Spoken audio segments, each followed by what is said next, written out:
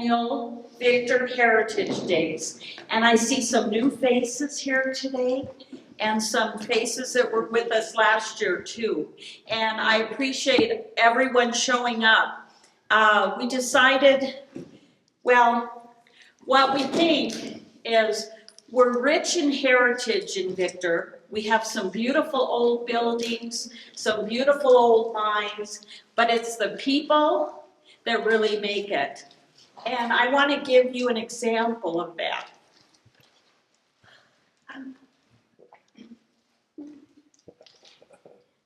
Yesterday, I cried because I just am so passionate.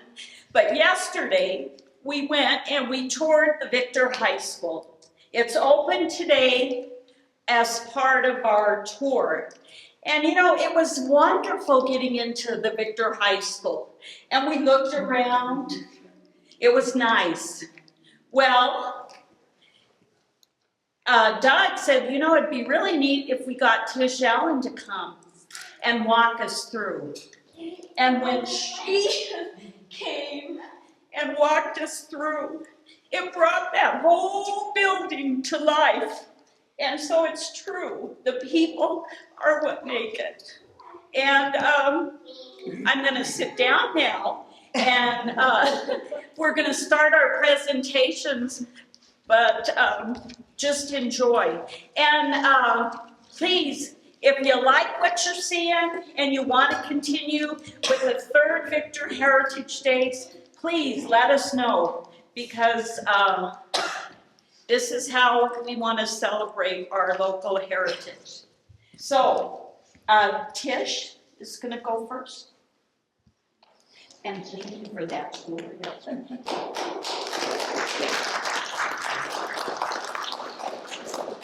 That brought back a lot of memories when I was in that school building yesterday. Things that I haven't seen for years, believe me. First of all, I think you were in there, you said, when you were in high school or school. high school, we went through there from first grade to sophomore, I think it was, and we moved to Cripple Creek. That's when the state changed all of the regulations. And for a while, the high school kids they were bused to Victor half of the day from Cripple Creek and Victor kids, and then the Victor kids were bused to Cripple Creek half the day. So they switched back, and the grade school kids stayed in the same building. You kind of forget that, you know, until you get in that building. But thinking of the teachers and Mrs. Hines, she taught in this one room school building in Skagway, and then came in here and was a principal and taught here. Remember the old bell? Remember the rope used to hang down in the principal's office? You used to get to pull it once in a while if you were in one of the better students, and they'd let you pull it.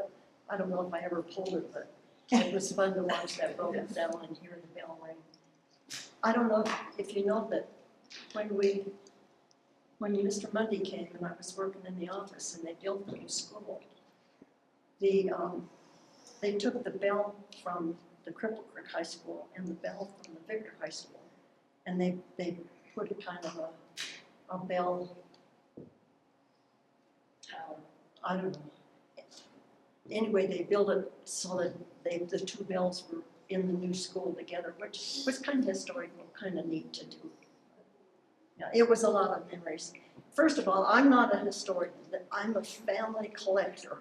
I've got 3 generations of family stuff that I've collected.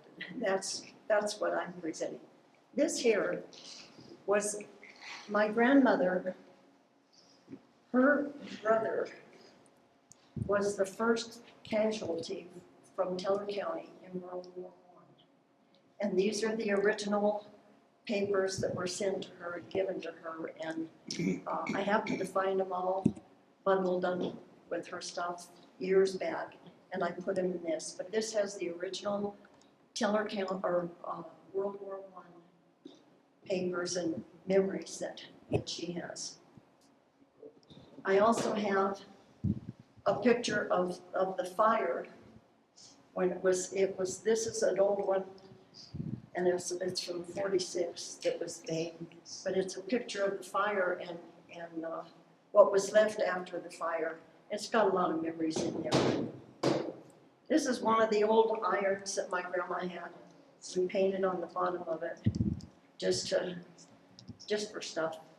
But can you imagine my grandma taking in washing them out? My grandma had a restaurant, and after her son was killed, and this is her old potato masher. She ran a restaurant on a coal and wood stove. Can you imagine that? Having to keep the fire going so that you had hot water to do your dishes. I mean, those were hard times. Here's a model from the Victor Modeling Works that is one of my families that's been there. Here's another one. This one is from the Pine Valley Dairy. This here, when I was in grade school, we were saving money. I think Mr. Wilkerson was our superintendent at the time, and we were saving money to build a new school. And they had ads. Money came from all over. They mailed these to people all over.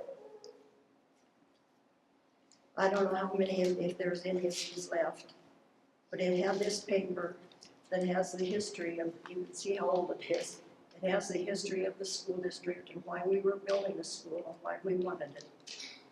And if you don't know, that money ended up being saved, and it went to the new school when they built that school. And this is one of the gold ore samples that would go in that, and it would go in the mail, or people that would come up and buy it. And this was what they had.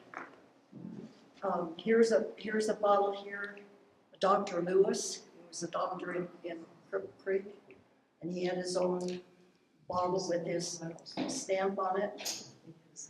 This is one that my husband had. He was a driller in the Ajax, 3,100 feet underground when the golden cycle closed them. This is where they put the candle in. This is before they had hard hats. They put the candle in here and stick it in the wall, the metal, what am I saying, rock wall.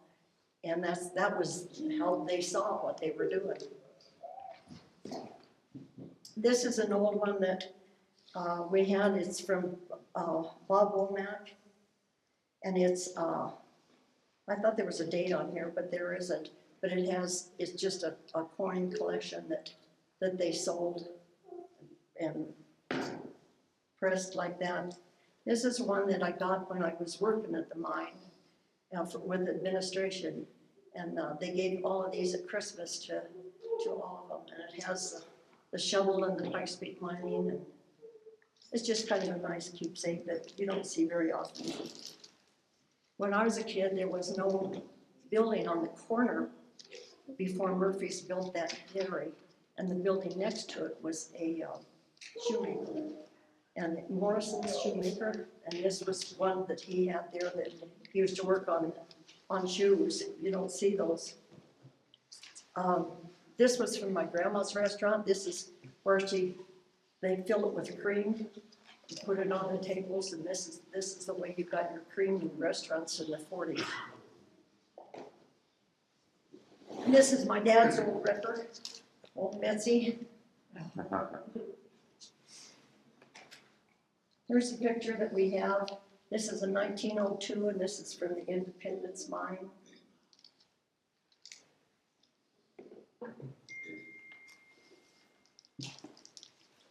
I don't think these are labeled, and I don't know if I said where they. I think I know where they're from, but if I said it, I'd probably be wrong.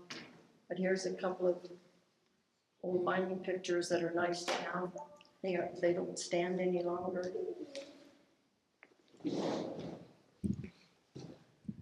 This is a book of Cherry Hunter's art.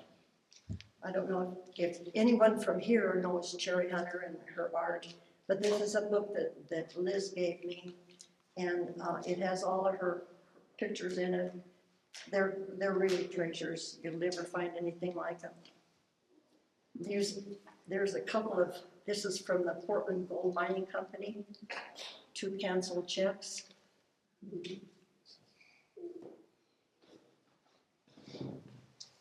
Here's a collection of different mining scenes. I told you I'm a collector of family stuff. That's what this is. You can imagine what I go through. Here's an old one of, this is one of Cherry Hunters of the Portland. And then there's an article, I think it was printed in a little pamphlet that was of Ed Hunters that he wrote. And this is a copy of the article that he wrote. This is one of the cores from the mine, the company that has the mining company, not now, but AngloGold had it. And this is one of their gold cores. It's really something to see.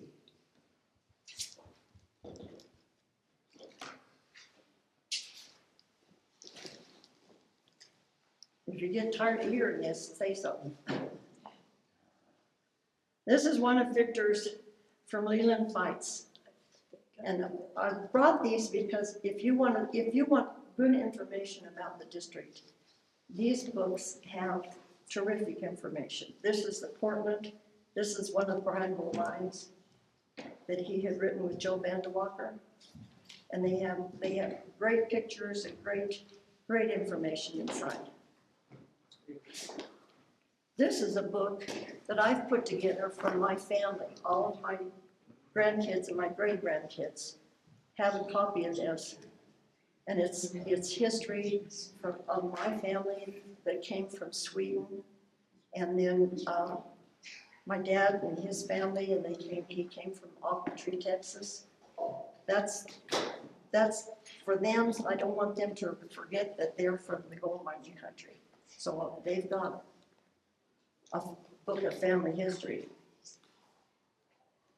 These are some of the calendars that they put out. This is one, and I saved it because they've all got such good pictures. I've got a bunch of these from every year, and they put such good pictures in it. Here's this one. This is the Victor Elk's 100th anniversary book. And it has all of the businesses that were here, letters of congratulations and appreciation for the Elks Club and all that they've done in Victor. And we happen to save those and keep those. Here's another one, 100th anniversary from the Masonic Hall, when they had the Masonic Hall here in Victor.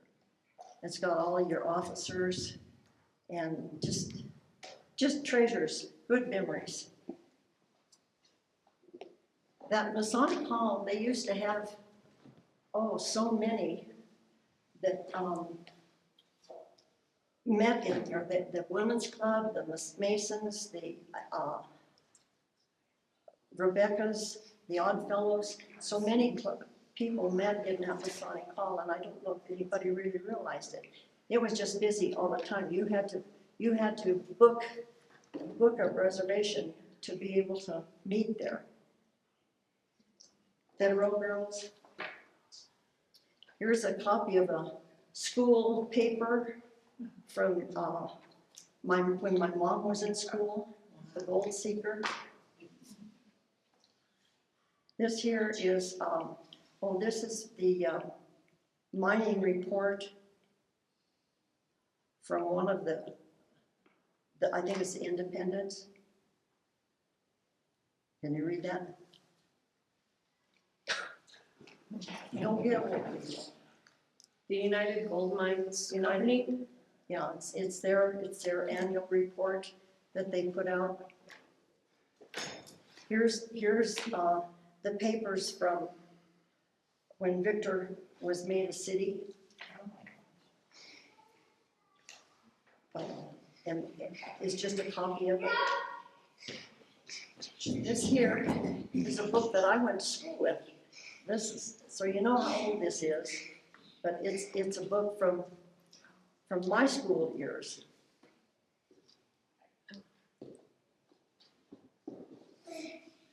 This is a diploma from the Victor High School from the 30s, no, from 27. This is my mother's brother.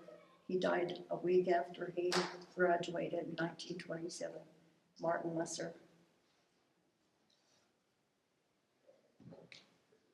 I think that's about it, guys. Here's another book for the city of Mines that a law firm put together, Anderson and Law Firm. And it's got, if you can ever get a hold of one and you want those pictures of the area, this has got pictures that are just fantastic. Everything in it. That's it.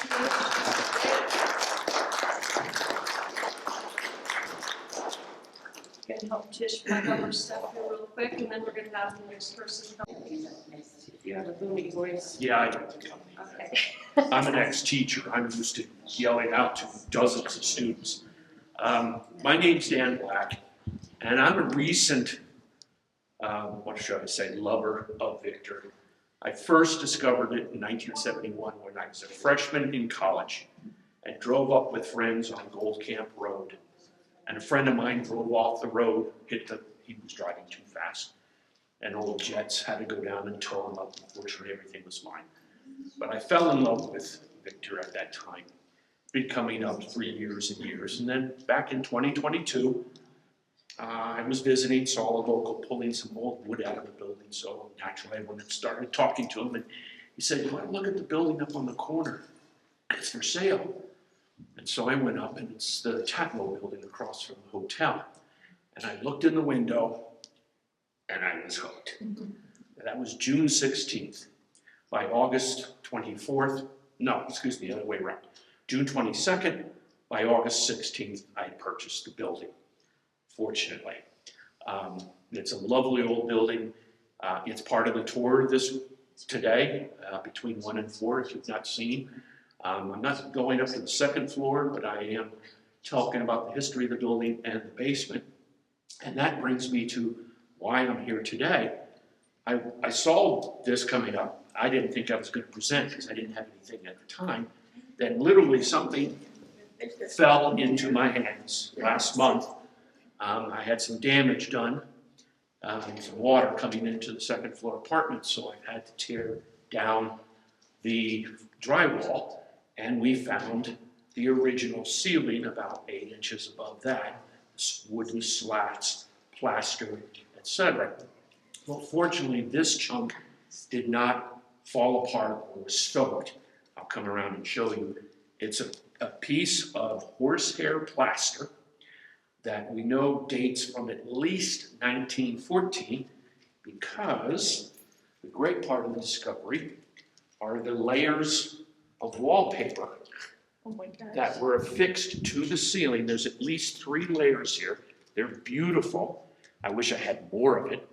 And then the name over here in red or pink, that's Janeway. And it was a very, very popular and authentic wallpaper manufacturing company that was headquartered in New Brunswick, New Jersey. I grew up many years in Jersey, in New Brunswick. Started in 1844 and continued until 1914 when the owner, William Janeway, retired. So that's why we know this couldn't be any later than 1914 and probably older. But it's just amazing, you know. I put it in this plastic bag because I don't know what's in it, i.e., well, asbestos, etc., because it dates a long time ago. And I wish I could pass it around, but it's fragile because you can actually see the horsehair in the plaster.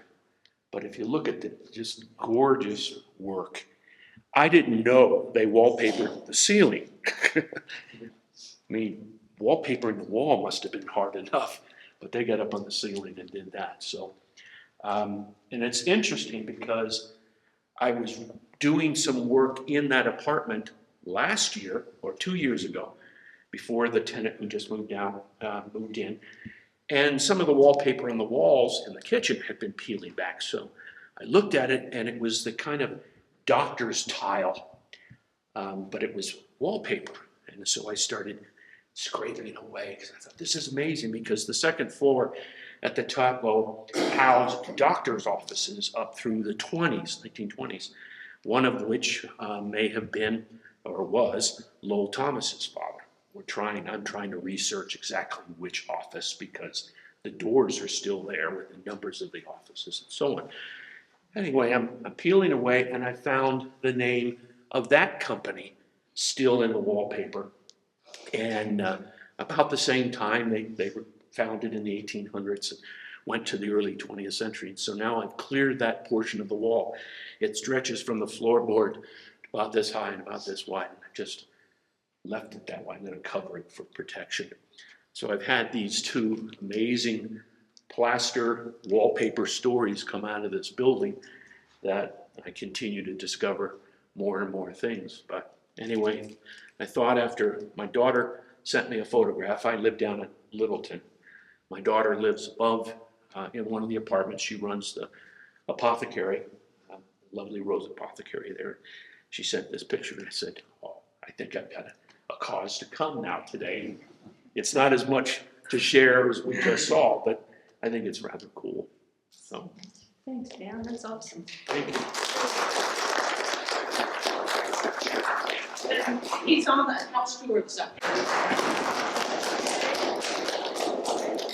Well, thank you everybody for coming, and I recognize some old miner faces in here, and my wife and I came to Victor in 1973. We loved this place immediately. I showed up with 2 kids, $20 in my pocket, and we bought a house for $1,000 down here on Portland Avenue, and the house met the bulldozer not too many years ago. But then we bought a place on 2 mining claims, the Matty W mining claim and the El Dorado mining claim, and we've lived there now 50 years. And shortly after I came to town, I got a job in a core drill up on Silver State. And I worked there for $2 an hour for a winter 12-hour shifts, 6 days a week. And when the season was over, the boss came and said, well, we're going to give you a raise, $2.50 an hour. And I thought, I think I've already got another job. And I did, and I went to work at the Gold Bond mine over near Cripple Creek. And then I moved to the Mary Neville mine, the Ajax mine, the Sangre de Cristo, and worked at the Climax mine in Leadville. And that's about it. It was a driller and a mucker. I got one thing to show you. Most of you miners know this. Yeah. Cold paper. Gail and I, Gail sits over here. Gail and I Very familiar with that. Sangre de Cristo tunnel on Tenderfoot, and when I hired on there, what they had for gas detection there was a little electronic thing that you pushed a button, and it told you what the air volume was and so on. So I said, I've worked at the Ajax mine, that gassy old hole over there, and the only thing we ever used was one of these. And they said, I think I'm gonna go get mine. And from that point on, we used this flame safety lamp. And, the electronic ones, I'm too old to even know how to push the buttons on that. But if you get into a dead end heading, like the bottom of the Ajax, you take one of these lamps and you light it, and you put it back there about 100 feet, 150 feet from the face that you're on, and you can see that soft glow. You know, so you can keep an eye on the air for the whole ship. If that thing goes out and you're on a dead end heading, you better get your butt out of there. Because the gas is heavy and it comes in low. And you still, that's why you set it on the floor, on the bottom. I love mining, and people say, well, you're retired from mining, and I say, if you've been a miner, you're always going to be a miner.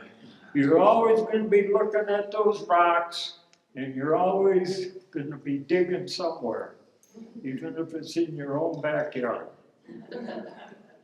You know, speaking of your lamp, when you go to other mining areas, they always call miners from Cripple Creek one-armed miners because they said they always have a safety lamp in one hand. That's right. This thing has saved my life. Oh, yeah. Before you go down in the hole in the ground, you put this on the cage or skip, and you send it down. The hoistman sends it down to the bottom of the mine, and he lets it sit there for a couple minutes, and he pulls it back up, and hopefully the lamp is still lit. If the lamp is out, we'll try it again. Let's relight it, make the flame a little higher in there, and bring it back down. And if it comes up lit, you go to work. If it doesn't, you know, you may not be working that day. Brian, tell them how many days you worked using that lamp where it wouldn't burn at your knee level or at your waist level. And when it got up to about the middle of your chest, it was time to get going. Well, you're drilling around out, and if you take the lamp is having a hard time staying lit, the flame gets real low. You see that lamp is going out, you know that gas is creeping up, but you still have 4 or 5 holes to drill. So you put the lamp up here where it'll keep lit and get those holes done so you get your round in and before the shift is over. Load it, fire in the hole, and then when Dale and I worked over at the center of the Crystal Tunnel in that Black Diamond winds, it would get so gassy in that place that the portal on Tenderfoot, if you set this thing down at the bottom, right at the portal, it would go out. The gas was coming from that mine. The 500 level was Sandy Cripple. Remember that day? Say that again, Dale? The 500 level at the Sandy Cripple. You know, when we was working on the platform, and Andy come up, they had to get out of there fast. You had to get out of there fast. Going out. Start climbing the ladders at the cage or hoist is there. Wow, that's amazing, Brian. Thanks for bringing that up. Thanks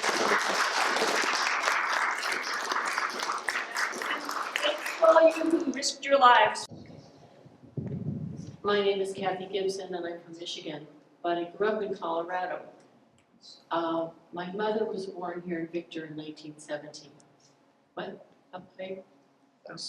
Oh, there's somebody back there. Oh, Tell them okay. to come on in. I don't have much of what she left behind. My sister got it all because she lived right there in Denver when Mom passed away.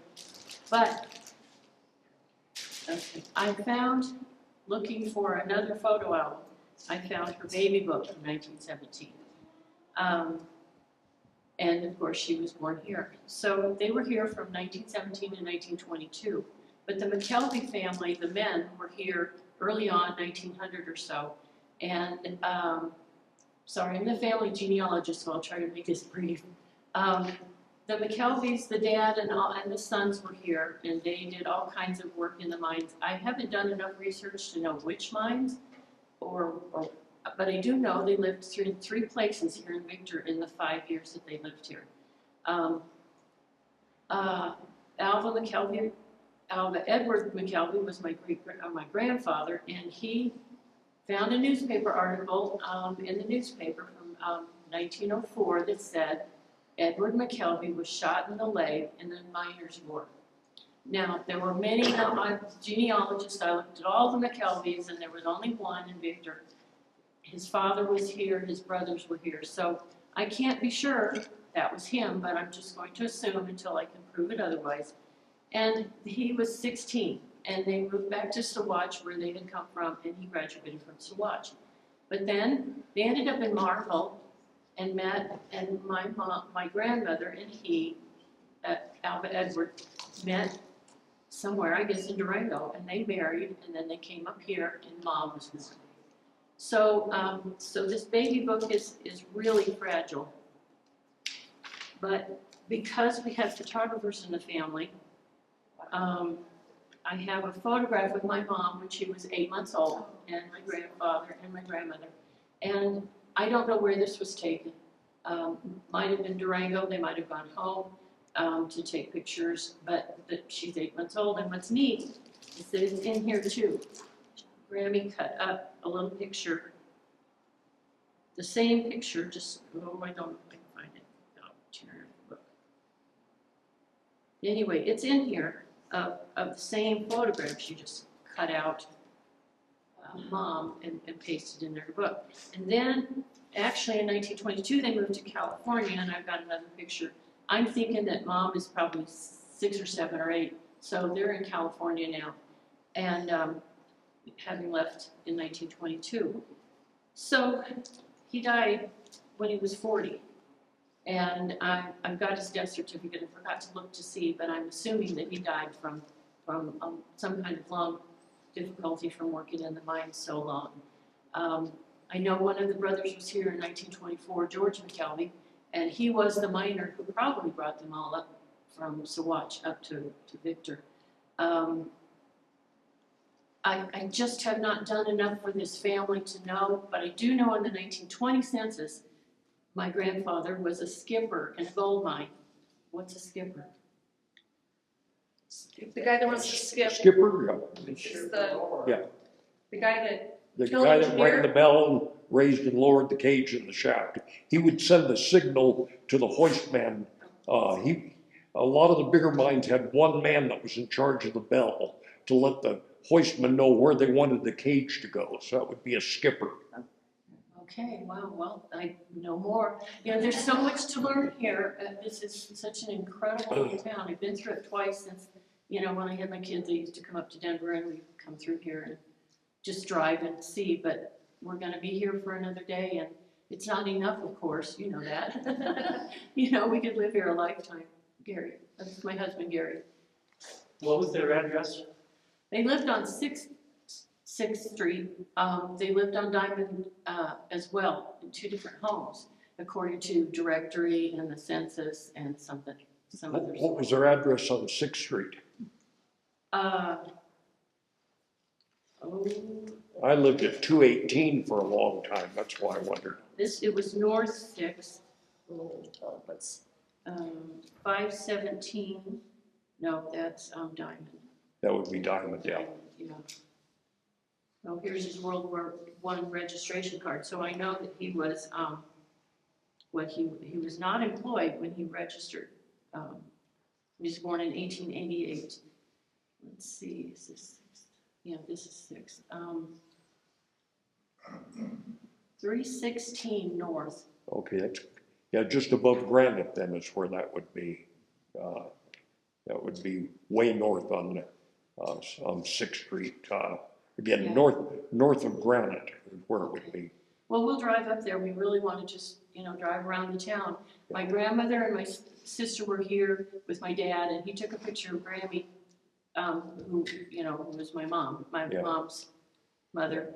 And I couldn't find the pictures, Okay. but the house on Diamond's not there. Okay, when you go up on Granite, you get, it kind of turns to the right and loops around. And when you loop around, there'll be a house right on the corner, and then below it, as you drive down Granite, or as you drive down 6th Street, there's a log house and that sits down on the bottom of that loop. They probably lived just above that log house is where they lived. You know, I can see the photograph in my mind. Uh-huh. I just see my grandmother and my sister and the house that was behind them in the photograph, so I wish I could have found it. But I know that the house, wherever that house was, it's gone now. Yeah. But they've been long gone, you know. Mom graduated from Durango High in 1935 and then went on and had her life and her kids. And boy, I got chosen to be the genealogist. But it's been, you know, I started in 1988 doing my genealogy, so it's a long journey. And really, I know so little about my mom and so little bit about Victor, but I can tell you all kinds of things about Durango from 1890 to 1912. But we're not in Durango yet. So thank you. Thanks for presenting. Let us borrow a ton of old annuals. So we have possession of those, and then these are my grandmothers. Helen Flanagan, Cameron. Kathy, is that the same? What? Kathy Downs. Oh, it was Debbie or Kathy? Kathy. Oh, Kathy, Was it okay, Kathy? sister. Okay. It was Kathy? Kathy, I'm sure. Okay. Kathy Downs has a ton of annuals that we're actually going to scan into the website. So you'll be able to see pictures of your family, and some of them are old, some of them, well, they're mostly from the 40s and 50s. Correct. These are my grandmothers. We have a pirate annual from 1945-46, a nugget from 56, a nugget from 57, a nugget from 59, a pirate treasure chest from 47 to 48, and a high grader, this one is really roughed up, from 1941, and a 1940 high grader as well. So these are all just in 1955. And there's some of the people in this room that are in these books, which is really cool to look at. If anybody wants to look at these later on, just holler at me and I'll let you look. But we are going to put them all on the website, okay? We're going to scan them in so you can see your people's faces. And might be your really old stuff.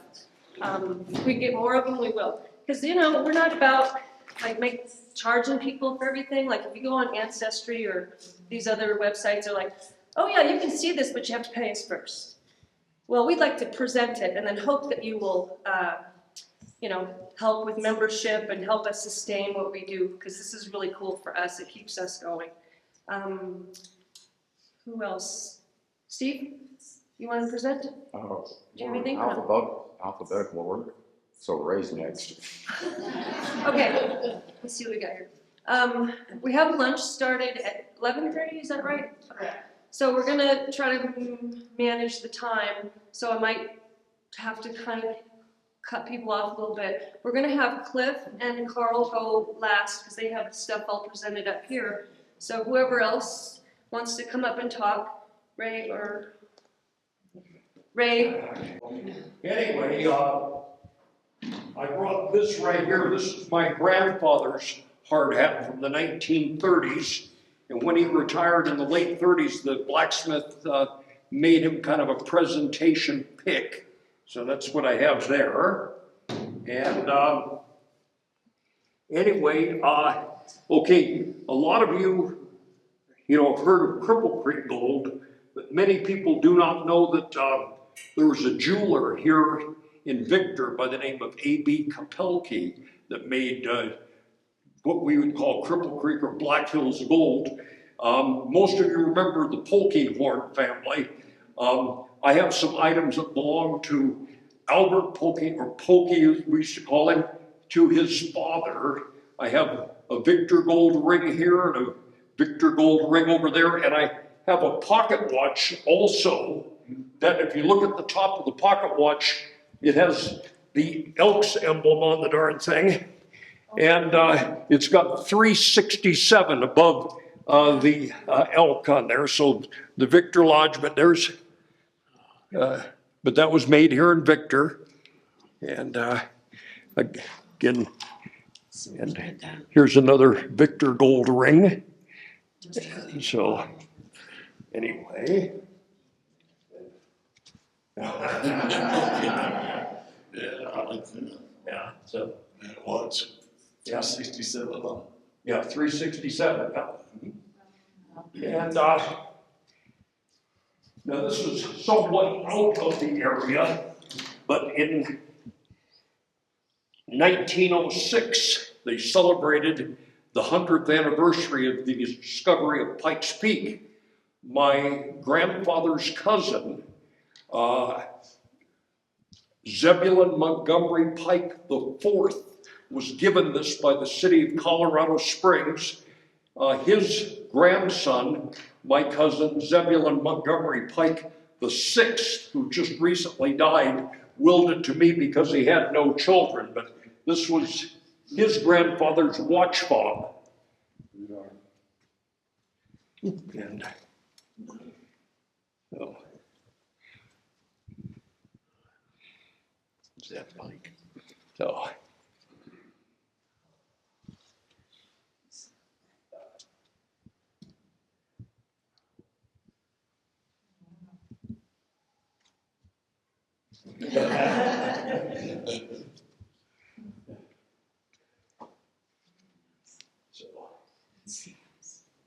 And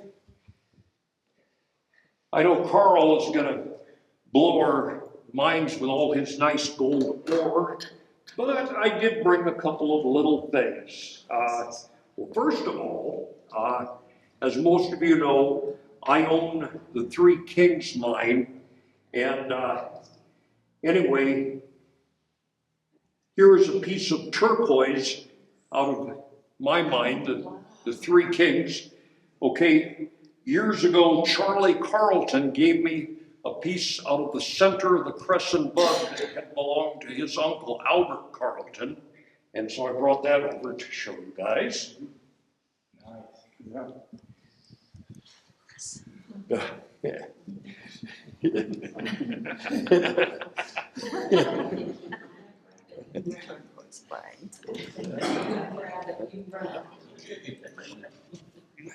It's out of the crescent bud.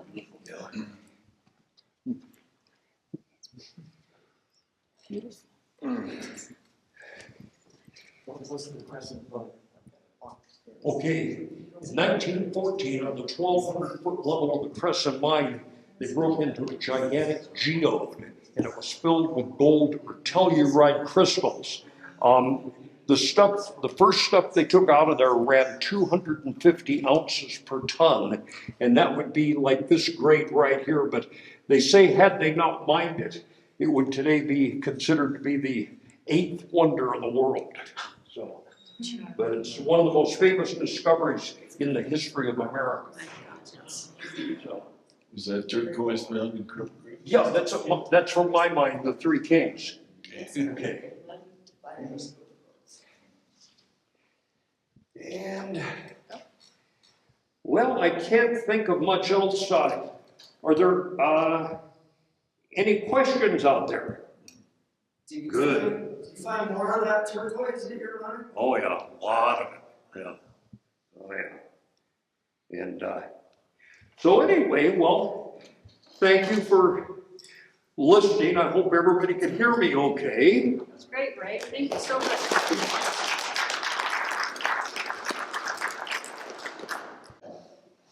My great-grandfather here was Francis Wayland Ryder, and he was actually the first minister of the Baptist church over here, just a block away. And Jean, were you telling me the church was originally across from the gold coin? Yes, approximately across from the gold coin mine. That was before the 1899 fire. And even before the fire, they moved that church more down towards Victor Avenue. Yeah. Yeah, have you ever heard of Carol Robb across from her house? Yes, yeah. And then the Wizard brothers built this church for my grandfather, or great-grandfather, I should say. He was from outside of Boston, Waverly, Massachusetts. And anyway, here it has him down as a judge. So he kind of wore a few hats around Victor here. He was the town constable and dabbled in real estate. And then, like I said, he was first and foremost, he was a Baptist minister or something. But anyway, he wrote quite an article here, a little out of my league here as far as, I mean, he was a very well-educated man. And so I was reading that the other day, and he lost me on a couple of what he was trying to say there, but it's all about Cripple Creek and Victor and what was going on at that time. So I would give anything to be able to spend 24 hours with this guy just to find out what it was like here back in 1893, because he moved out here from Massachusetts. His wife had tuberculosis and they needed to move to a drier climate. And so, but she ended up passing away anyway at a pretty young age. And so anyway, but like I said, he had 4 daughters, my grandmother and her 3 sisters. And my grandmother married my grandfather from Missouri, who was the actual miner. He worked up at the Portland mine for 16 years. So, but this great-grandfather of mine, like I said, was not really so much into the mining end of it. He was, like I said, he was a judge and a Baptist minister. So. But anyway, if you want to read that article. So that's great-grandfather writer.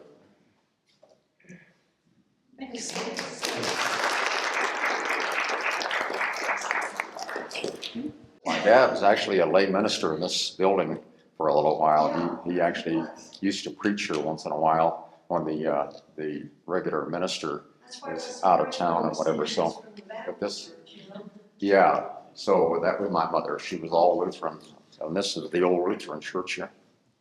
Thanks, Steve. You're welcome. Jim, do you have anything? Oh, Jim Chapman, and my family has had a cattle ranch down south here since 1926. And these guys, I go to breakfast with these 2 guys Friday, and we all talk about things. And my family, they came from England. My dad's side came from England and settled in Montrose. And then he had, our great-grandfather had two kids, and his wife passed away in Montrose, and then they moved to Cripple Creek in the early 1901, I believe it was. And then he worked in the mines over at Sovereign and the Crescent Mine. And he got into mining these pillars that were left by on different levels. And the way it was dangerous work. You had to pull these pillars. And because all the other mining was going on down below. And that's how my grandfather got the money to start investing in land, was that he pulled the pillars and they got paid a certain percentage whenever they got these pillars out of the mines and took them to, but it was very dangerous work. And so they got paid well, but a lot of them died doing it. Or a few of them got killed. But my grandfather got the money to start buying land. That's how we got started with our cattle ranch. My mother's side, they were Lorenzes. They came from Germany. They settled in Kansas. And they came from Ellsworth, Kansas. Peggy, what year? I do. Do you know what year? That's my aunt. What year? And Marlene was my sister. What year did you move here? We moved here, well, my dad and mom moved here in 1920. 1920? My dad worked up at the Ajax. Yeah, he was a master mechanic at the Ajax. And I believe he was the one that was working there when they built that new head frame. The gallows frame, he built that's up there right now. His initials are on it. Yeah, he was the master mechanic that was at that time. And so my family was all miners, all the way up. They all mined all the way up. Well, clear to 1940, my dad's side. And in World War II, and they all ended up all over the Pacific and things. But the cattle ranch itself just kept getting put together because there was people that would always move away, especially down around the south part down here. It wasn't very, very valuable because there was no gold. But we all ended up, by the time we got done, we ended up with a fairly good sized ranch by putting it together, by buying out people as they came. as they got to where they couldn't afford things, they would lose. So my dad would buy them out, and my grandfather would buy them out. And we were the ones that we owned the area there where they started building this first leach pad, the big one down here. Right in the bottom of that, we used to call the trusty place. And we used to run cows up into that valley, which is now a big heap leach mountain is what it is. And so that was in 1991 was when the mine came to us, and CCB, which was Pikes Peak Mining then also, came to my dad and said, can you sell us this land? And my dad, he was not into selling land, so he says, I'll trade you. Because they had 200 acres on Grouse Mountain out there amongst us, mining claims. So we decided, okay, we'll trade. So what we did is we traded 203 acres in section 31 over here where they got it all going. And then we got 220 acres on Grouse Mountain, and that settled the lines between us. And then in the bridge over there, they came back a second 2 years later, and they says, we screwed up. We need 80 more acres. And my dad says, well, what have you got to trade?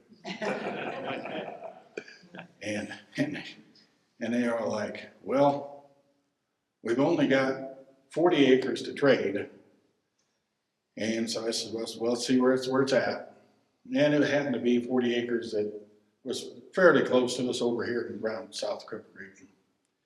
My dad says, all right, we'll trade that. But he says, I want $1,000 an acre too. This is okay. So that's how the bridge got put in. Where the bridge is now, that was a mess up down there parts. And so that got put in.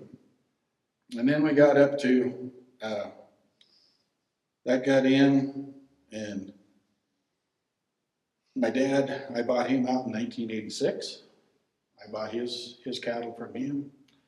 And I was also working at the mine full time over there. I worked at the Ajax, 1980. I started there. I worked there for almost a year and a half. And as I was a surface mechanic and underground mechanic. And it's kind of funny about when he was talking about the gas levels. I got into that one time down in Ajax. They sent me down, 3,100 was the Carlton level, which was the fresh air level. And 3,000 was a dead end level, where you had a dead end.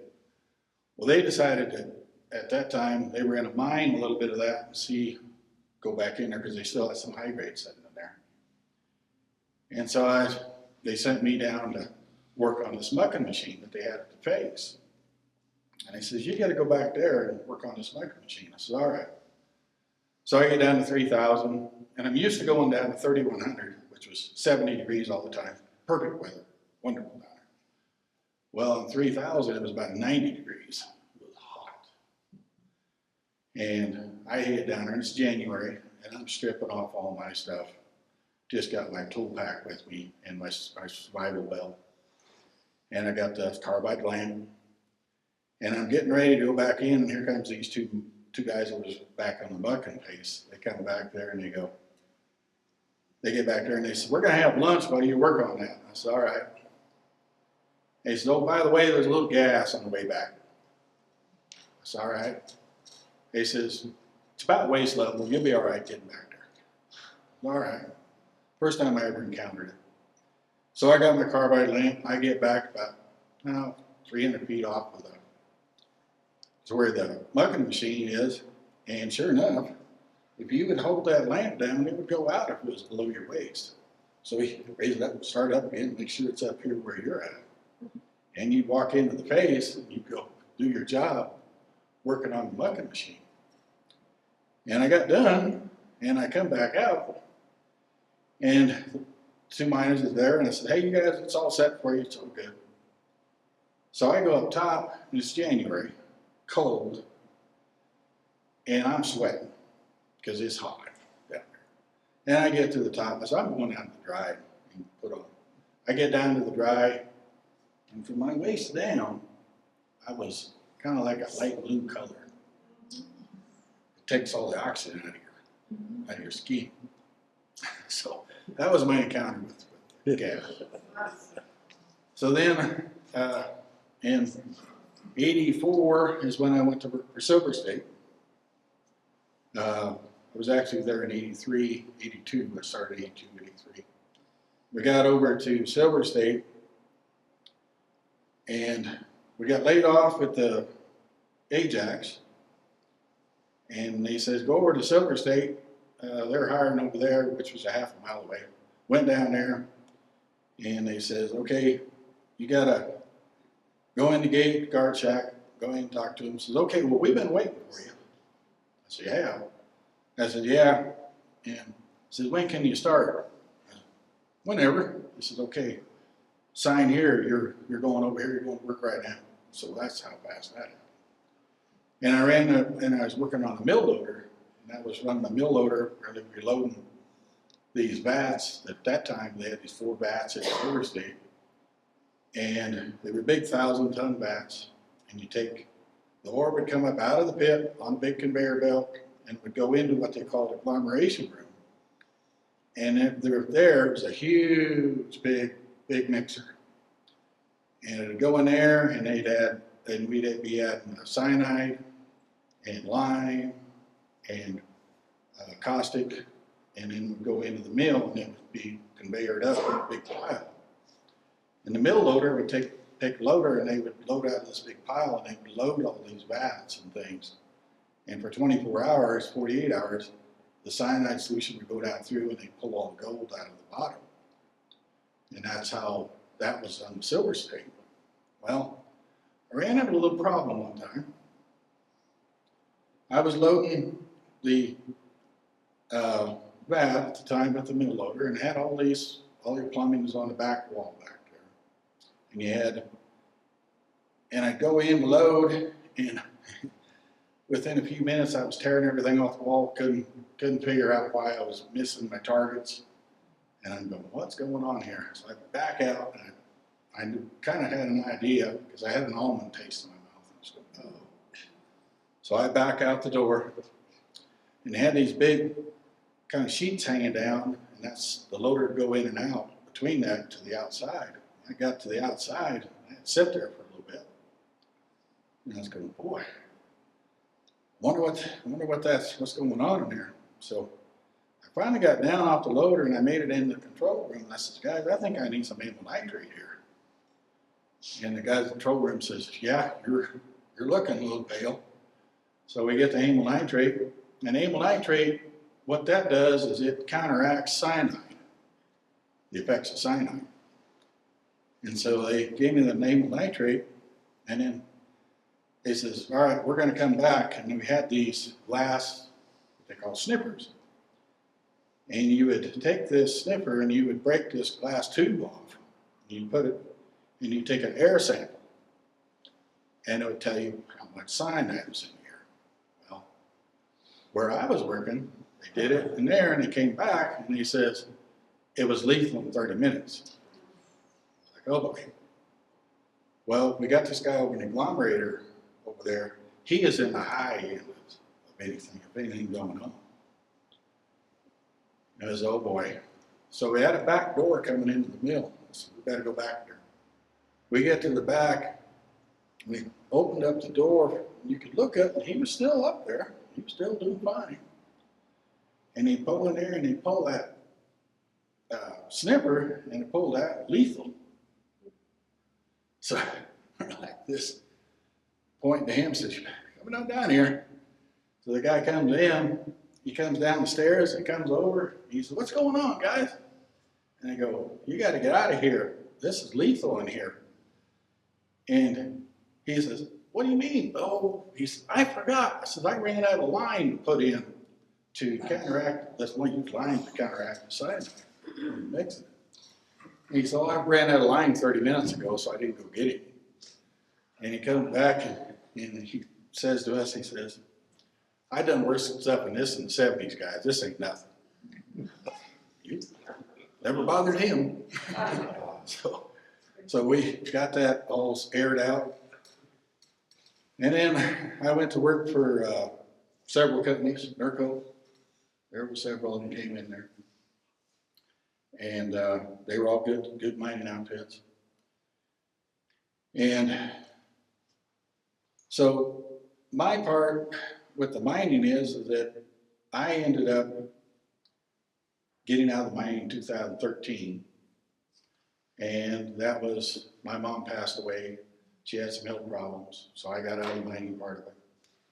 Still had the cattle ranch, still had everything. And then when my mom passed away, the reason why we ended up splitting all the ranch up was because of the IRS wanted their part when my mom passed away. So we ended up having to subdivide a bunch of it, build roads and things. And right now, that's kind of where we're at. I sold the south end here last year to some folks, real good folks, and I kept the north end up where I'm at. And that's kind of where we're at with well, my cattle ranch, all our cattle ranch got going. Thought you might want to kind of hear something. That was great. Thank you. Interesting to hear different parts of this community, right? The cattle, all the different things that we did here. Were Bus and Emma Peters, and they lived behind the Catholic Church in the little house that burned a few years ago.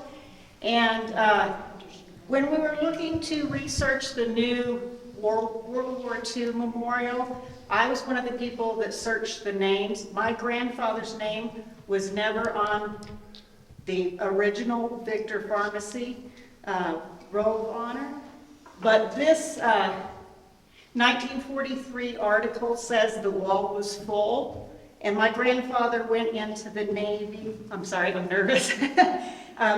He went into the Navy. He got drafted in April of 1945, so his name would not have been there.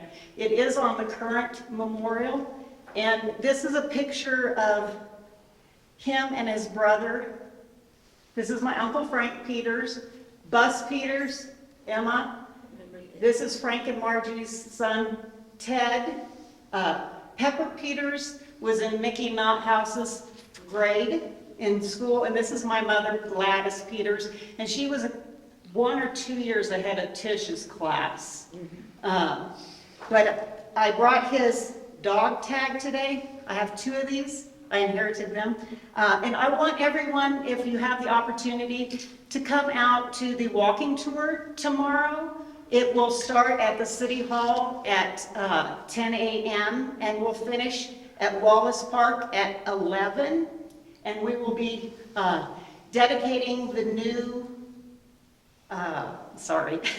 we'll be dedicating the new walking tour sign that talks about Don Ripley and James Payne and the original Roll of Honor and how that came about. And we'll also be dedicating the Washington School Bell that Carl Roy donated. So if everyone wants to come out, if you can't make the 10 a.m. walking tour, I encourage you to show up at the 11 o'clock dedication at Wallace Park tomorrow. Okay? Thank you.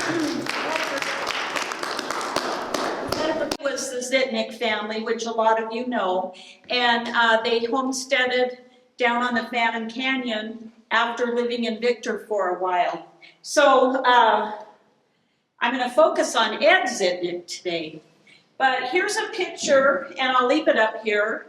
This is them down the Zitnik with the Bond family down on the Phantom Canyon. And my Uncle Ed was the second to youngest. And then there was 13 years between him and my mom, Helen, who was the youngest of the family. But Ed is in this picture, and apparently they are celebrating 4th of July because Ed's a baby and he has a flag in front of his face. And he's in his, actually his sister Julia, who's the oldest, is holding him. But part of what the Zitniks did is they raised racehorses. And so I have a picture of Ed probably as a young, either teenager or very young. It was probably before he went into World War II. And he's at a racetrack here. He's in the hat and he's turned around looking at the camera. It looks like they might have been playing cards or something. This is one of my favorite pictures of Ed. And he was so young back then, of course. This is Ed. He was in, let me see, Mary, what'd you tell me? The patch on his, he was in World War II in the U.S. Army, and the patch on his uniform was Alaska Defense Command Polar Bear, and that's where he was stationed. And so here he is in Alaska skiing in World War II, and then we have found his Alaska book. It has a lot of pictures from the Army, but there's also a lot of family pictures in here.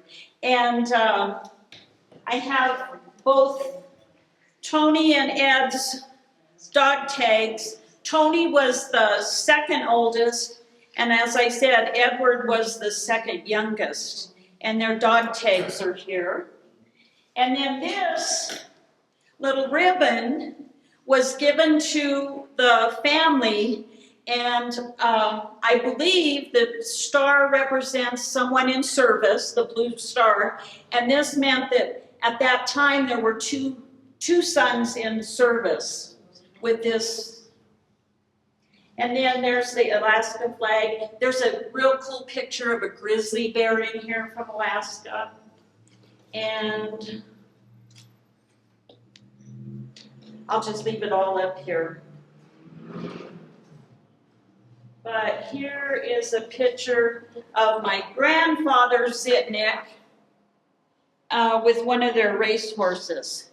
And they used to train their horses here in the mountains, so they were high altitude trained horses. And out, I think Carl Roy said they were down Skagway Road. Richard Myers, was a jockey for Johnson. Richard Myers used to be a jockey for him up here and ride. And I remember my Uncle Ed saying they used to race down Victor Avenue when it was all just dirt. They'd take the race horses down Victor Avenue. So, did I cover everything, Mary? That's about it, I think. And I just wanted to focus on Ed today. There's one thing I'd like to bring up. Ed was one of the strongest members of the Victor Elks. He was really a strong member of the Victor Elks. Was he? Yes, yeah. Him and Roscoe Hall were real good friends. Roscoe Hall, Butch Granger, Ed, Tony, yeah, they were quite. Now, you have a relative named by Bob Zitnik that lived up here for a while. Is he alive or is he around? Bob Zitnik has passed away. That was my Uncle Leo's son. And Leo is in this picture. It's a good story about Leo. He was the miner. He's the one that stayed in mining for a long time. And he actually ended up, after going to Utah, then they ended up in Montana, Helena, Montana. And he gold mined up there. But he had these hands that were just huge hands. And they used to call him Leo the Lion. And he mined up here for quite a while. But the funny thing about Leo, they also called him Mama's Boy. And here he is. This is my grandma. And Leo is not facing the camera. He's clenching his mom. So that was probably a good name for him. But, yeah. It's awesome. Sue, Sharon? My wife and I moved up here in about 2000 and just fell in love with that cut, and I knew I was home, sunk my roots as deep as I could, raised my two boys here. But I'm gonna give away the silver dollar, so I'm gonna pass this around and take a guess at whoever gets closest gets the silver dollar. How many bullets? There's bullets and bullet shells in there. There's quite a few. But I fell in love with metal detecting. I didn't get into it until I came up here, but it's kind of like mining the old miners. But I brought as much of the stuff as I could that related to the district. I'll just point out some of my favorite pieces, I guess. I found one of the Florence and Cripple Creek locks. Oh, good I've idea. got a whole bunch of Elks pieces, dog tags from the district. This is one of my favorite pieces. It says Palace Hotel, Cripple Creek. Shot right through the middle. I guess Annie Oakley was up there. Maybe she shot that. But there's interesting pieces. You learn so much about the history. This one says Donnelly and Tut, Cripple Creek. So it must have been before Tut got famous and all that. But these are, there's all kinds of medallions. This is a really neat piece of express tag.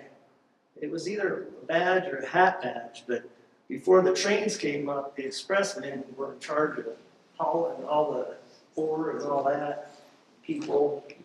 But there's all kinds of tokens. There's a token, there's a Portland bar. Some of the tokens aren't even in the token books. But let's see, I have a whole bunch of stuff I found from Denver. There's one of the tags off of the old ore carts. But I've got tons of coins. These are safe deposit box lids. One's from the Bank of Victor, one's from the Bank of Cripple Creek. I found a Morgan dollar on top of the ground, and it was all wind blown on top, and the bottom was a little bit nicer. It's funny that the coin's been sitting out on the ground forever. And then I just brought tons of miscellaneous stuff, all kinds of stuff. Do you just walk around and hide and find? When they redid the road over on 3rd, in 4th Street, I couldn't believe all this stuff. They tore up all the sidewalks and all the roads. But I'll go up and down all the alleys as much as I can and get permissions and stuff. But there's all kinds of military buttons. I don't know, you learn so much. There's a piece from the labor wars, where it said, something here, nobody, I can't remember the name, nobody but Peabody, anybody but Peabody, because Peabody was against the miners up here, and Peabody was in with the mine owners, and anyway. But then I purchased a big, at an auction, a whole bunch of all kinds of different things. You guys are welcome to look through it. Anyway, that's about all I got. We'll leave your stuff up here. All right. First things first, I want to acknowledge Sue and LaGree and the ones that worked on this to put this all together, because it's really kind of important. The history is about gone, and I want to do a few things here today, and I hope I won't hold you too long. I brought too much stuff today. So if I get through half of it, that'll be fine. But anyway, at this time, I want to acknowledge LaGreen. If she'd come up here, I've got a little something for her. I would like to present to her.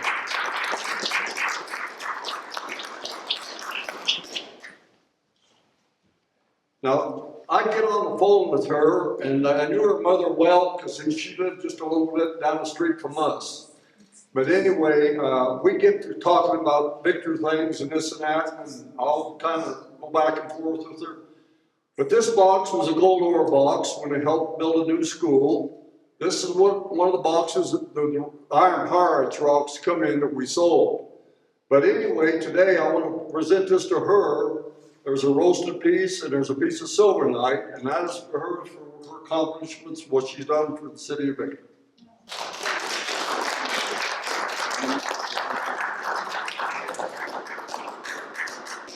Well, anyway, I'm not sure where to start and where to end, but I think I'll start with the stock certificates. You know, if you look at the Hills Manual, 1900, Cripple Creek, V.G. Hill's name's in there, and it's on the cornerstone of the high school.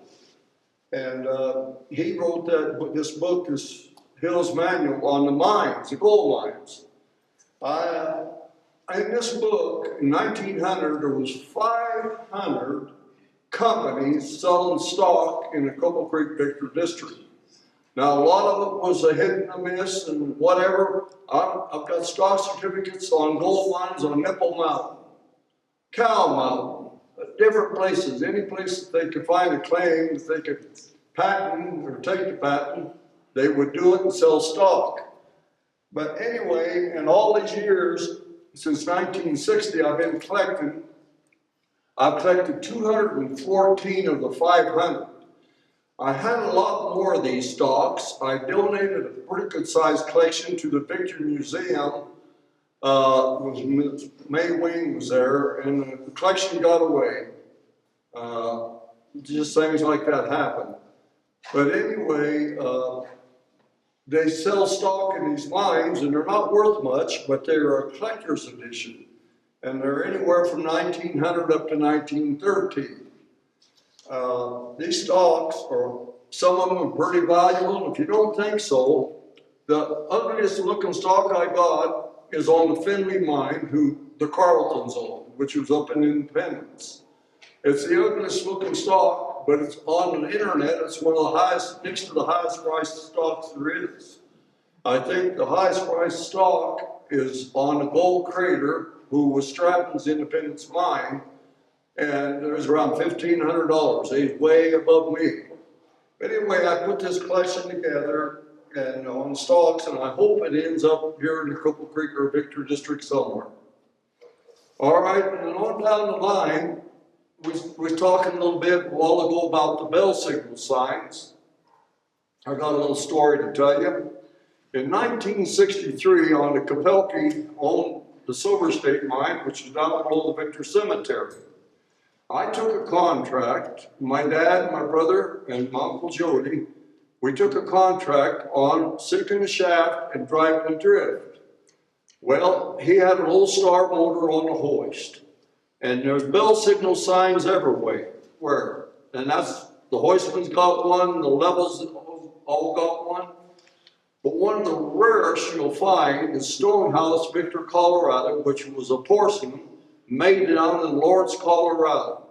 And I don't have one. I have had them, but they got away, and my good friend Owen Fullrod, he sort of ended up with them.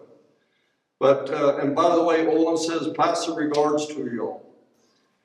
Anyway, back in '63, my brother, my sister, there's not many women hoistmen, but she was one of them. My sister R.E., she had an old star motor, it was a gas job, and we was only down 100 feet, and we was driving a drift 50 foot for Capelke and Abrahamson. Well, the first round off the station, we had a round mine bucket we rode down in. And my sister was on the hoist, and so my brother Everett, we drilled it around out, we tied all the fuses together. He says, give Irene 3 bells. Well, 3 bells being men on. 1 bell was the hoist. We tied the ladder up, and I'm guessing it's probably from here to that light spinning around, something like that, out of the way so when the shot went, it wouldn't shoot our ladder up. Well, we gave her 3 bells, we spit around, we looked around, and the ore bucket's going up the shaft. Well, my brother-in-law ain't here today to tell you, but this is what happens when you panic. I don't know what happened, but he said, I jumped off of his shoulder, caught the bottom of the ladder in the manway, and I was halfway up the shaft when he started to cuss at me. I mean, I was scared. I had to go back down, untie that ladder, and we got about a third way up the shaft when that round went. And we got up there and she was screaming. We never give her that 1 other bell. That 1 other bell means to hoist. But anyway, that was just part of that we were talking about earlier, Ray and Steve, and I was glad you mentioned that about oil and gas. Anyway, there's not many tunnels or mines that I haven't been in at one time or another. I was in kind of, I guess back then they'd call them a tramp miner. My first job underground was naturally the Molly Kathleen Mine guiding tours in 1956, just a kid. And I went to work for the El Paso for Robush for a while. I went to Dillon, Colorado, worked on the Roberts Tunnel, which is 22 miles long. Ended up in Breckenridge, and I worked there for a little. I didn't stay very long anywhere. But I was very fortunate in my lifetime to get to visit all the tunnels and mines here in the district. And I did find a nice gold vein, and they're still mining on it over on Mineral Hill. I don't know how many of you know about it. It's kind of a secret operation, but this guy's got a mill set up underground. He's still producing, and he's had this, his name's Lance Baker. This is his 12th year. He leased this property from Lloyd Quinn, who I originally worked for way back. Anyway, the mining is about over with up here in the district. The strong mine is still going. Andy's still driving drift. And actually, it's the only actually working mine probably left in the district. So we look back, you know, things happened here, there, and Holly was a beautiful mine, don't get me wrong. Had a night, you couldn't beat it. But things happen, and it's unfortunate, and Steve and Ray both got to work there for many years. And I was involved with the Santa Crystal Tunnel, which Brian Hayes was talking about earlier, him and Dale and whatever. But the district's been very good to me. But I give all my credit to the good Lord Jesus above. He's blessed me so richly with beautiful family and my love for them and the things of my lifetime. And as I come up here today, I look, and I am one of the youngest Victor, next to the youngest Victor right here. Now, I thought I was getting old, but no, we're still young. And I'm going to acknowledge him. Peggy Rankin is here today. Her former maiden name was Lorenz. They've been here for a long time. And Lorenz has had a lot to do with mining at the Ajax, her dad.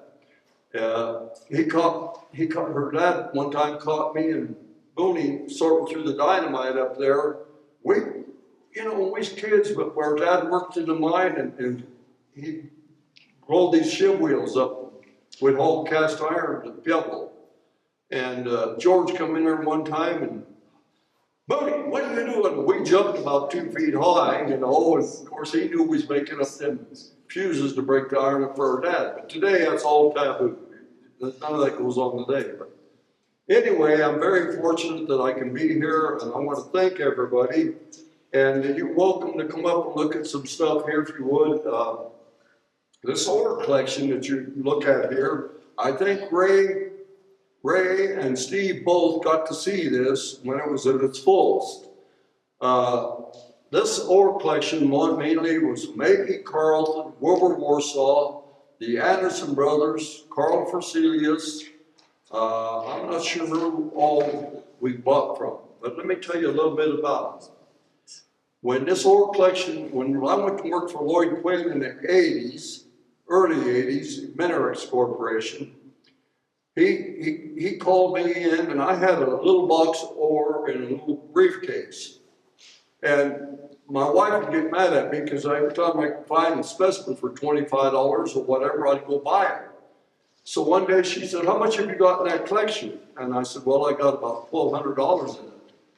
Well, at that time, our daughter was wanting to go to college in Santa Barbara, California, out-of-state tuition, that. So Lloyd Quinn says, I'd like to see that collection of yours. And I said, okay. So I brought it down, had it in a briefcase, and he looked through there, and Rhea would come down. It was his wife, and there was a little purple rock, and she said, oh, Lloyd, I like that one. So anyway, we're sitting there at the table, and he said, what do you want for that collection? And I didn't know. I needed to sell it because she needed money for school. I wasn't sure, and he says, well, scratched his head, he said, I'll give you $20,000 for that collection. I couldn't say that, I was about shocked, and I said, you got yourself a deal. So anyway, he's in oil wells, he's got plenty of money, so he sent me around buying up these ore collections. And I bought every one up I could see. We got part of Jerry Music's, and Jerry Music collection floated everywhere. I think Ray's got some of it, Steve had some of it, Larry Conley had some of it, I had some of it. But anyway, he sent me around buying up these collections. Well, most of these collections were stolen out of the mines in the early days. And how in the world did a man ever get that baby in his lunch bucket? You know, you're welcome to come up and look at him afterwards. But anyway, make a long story short, I put this collection together. He had a lot of money in it. He sold the collection. This guy sold the collection. The last time it was sold for $330,000. And then this guy we sold it to, and I think he told Ray and them he wanted $1 million for the collection. Well, this guy died, and they kind of broke up the collection. I got part of it. In fact, I got 12 boxes of it. And there's no more of it. What I'm trying to say is, the mine today, they crush everything down fine. There'd be very little bit more out of the Cripple Creek district. But outside of that, is there any questions I can answer from anybody? Carl, do you remember the story that the miners, the owners of the mine used to come around to the miners, and they all had powerhouses? And when they knew they were coming around and they dumped up their high grade that they had taken, they dumped it down the old outhouse. And that's where they saved their job, is getting rid of their. Well, I don't remember that so much as I remember, I don't know if you all remember the Pitts family. There was a guy by the name of Doyle Pitts. In 1952, my uncle Elmer Myers was living up there above the depot, and he got tipped off. They said, Elmer, if you've got to remember, back then, unless you owned a gold mine, you could have what they call a specimen, but not specimens. And it was penitentiary fence. So they called Elmer up and they said, the FBI is headed to your place. He had a powder box full of high grade out of the Crescent mine. He went up what they call, and it's gone now, it's dead pine shaft. They pushed it all in. And he threw that box of high grade down the dead pines. Well, they raided him, they searched everywhere. Well, I mean everywhere, and they didn't find him with one rock. But Doyle Pitts turned him in, supposedly, what the talk was back then. But miners, I'll tell you what, you just tell a miner he can't get a chunk of ore out of the ground. I don't care if you strip him naked, he'll get it out. That's all I have.